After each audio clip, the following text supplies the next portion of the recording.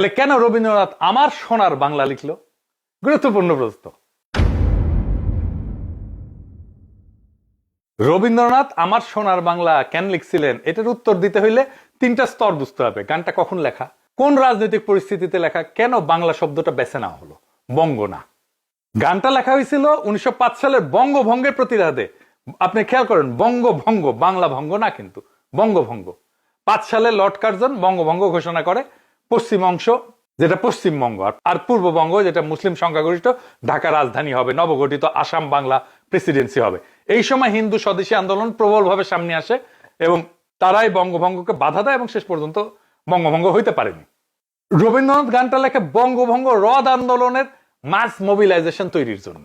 এইখানে অত্যন্ত গুরুত্বপূর্ণ বিষয়, রবীন্দ্রনাথ বঙ্গমাতা, বঙ্গ, বঙ্গভূমি এই শব্দ বহুবার ব্যবহার করছেন সাহিত্য জীবনে, কিন্তু এই গানটাতে তিনি বঙ্গ না বাংলা বেছে নিলেন। এটা কাকতালীয় না, এটা চিন্তাশীল রাজনৈতিক সিদ্ধান্ত।